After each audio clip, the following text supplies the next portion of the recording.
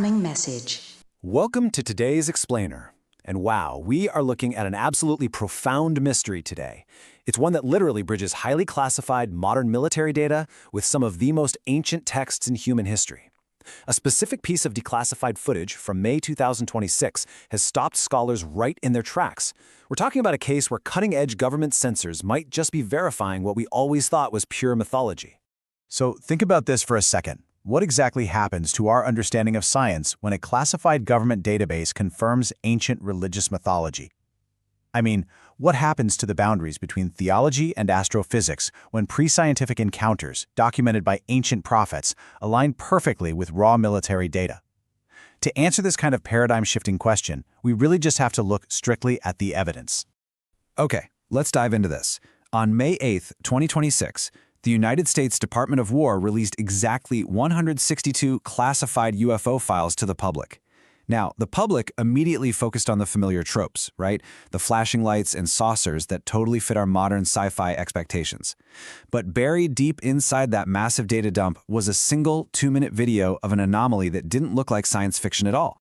While the internet was busy looking at standard orbs, biblical scholars and ancient text researchers were stopped absolutely cold. They didn't see a conventional alien spacecraft. They immediately recognized an ophanim. In Hebrew, this translates to wheels. It specifically describes a class of celestial beings visually depicted as intersecting wheels covered in eyes. It was an unmistakable, spot-on match for a highly specific ancient description. Section 1. The Pentagon's hidden footage. Analyzing the 2-minute anomaly. We need to strip away the religious context for just a moment and focus entirely on what this hidden footage actually contains as a physical object. The sheer impossibility of the physical features documented by these military sensors is staggering. We are looking at an 8-pointed star. It hovers and rotates while maintaining complete, consistent geometric integrity. There is zero visible propulsion system, absolutely no conventional heat signature that matches earthly aircraft, and its movements aren't erratic at all. They're executed with purposeful, absolute precision. This is in stark contrast to literally anything in our current technological inventory. Section 2. Geometry of the Ophanim. Comparing modern data to ancient texts. Let's move to how this builds, right? We have this cold, hard, unexplainable military data, and now we're going to transition backwards, roughly 2,600 years, to the banks of the river Chebar, to an account written by the prophet Ezekiel.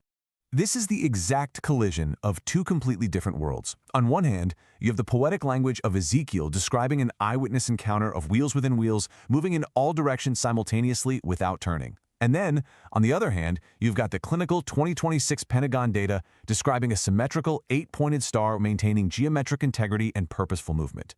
The geometry and the self-illuminated propulsionless movement are identical. It really looks like Ezekiel wasn't just writing poetry, he was describing exactly what our military cameras captured. Section 3. Ancient Witnesses and Patterns. A global phenomenon. This really forces us to expand the scope of our investigation. Was Ezekiel simply having an isolated spiritual vision, or was he documenting a literal, physical encounter shared by completely different peoples all across the ancient world? It turns out every major ancient civilization independently documented this exact same category of encounter. In the Hebrew texts, we have Ezekiel, alongside the Book of Enoch, detailing geometric beings descending from the sky. Over in ancient India, the Vedic texts describe flying craft known as vimanas with extraordinary technical detail. And in Sumerian tablets, the Anunnaki arrived from the heavens. With absolutely no contact with one another, they all documented this identical phenomenon of geometric craft and non-human intelligence. For centuries, we called it mythology. Now, well, we kind of have to reconsider the whole shebang. Section 4. Institutions in Crisis. When theology becomes physical science. Because, let's be real, when the United States Department of War releases a video of a wheel within a wheel, the line between pre-scientific superstition and hard reality completely collapses. Christian leaders, Jewish theologians, and biblical scholars reviewed the footage, and their consensus was immediate. They said, that is a biblically accurate angel, not a metaphor, not a symbol, a literal, physical, documented encounter. Suddenly, science, the government, and established religion find themselves staring at a reality sitting in a military database that they simply have no framework to process. If Ezekiel was an actual, literal witness, the entire framework of religious and scientific history has to change. Section 5. The strategy of disclosure, calibrating the public's reality. So, the crucial point is, we have to adopt an investigative lens here. Why is the government choosing to release this specific, paradigm-shattering footage right now? Make no mistake, this disclosure is not an accident. The way they release this is incredibly telling.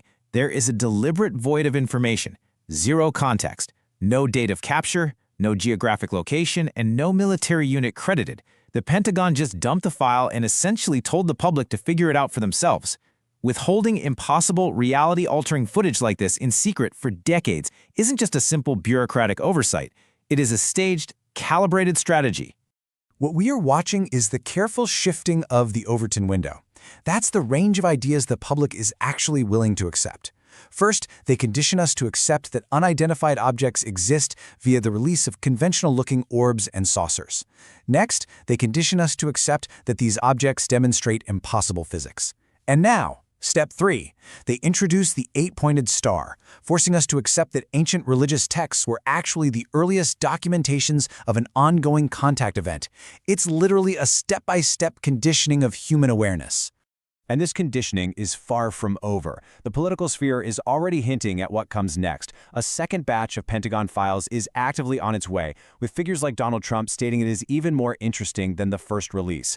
Regardless of your politics, the objective reality here is that this disclosure event is accelerating, and the calibration of the public is absolutely continuing. Which leaves us with one final, vital question. The government just confirmed the footage is real. So, are we standing at the dawn of the most profound human discovery in our history, finally understanding our ancient past? Or are we being guided through a carefully engineered misinterpretation of classified military data? Think about it carefully, because the conversation about the 8-pointed star is really only just beginning.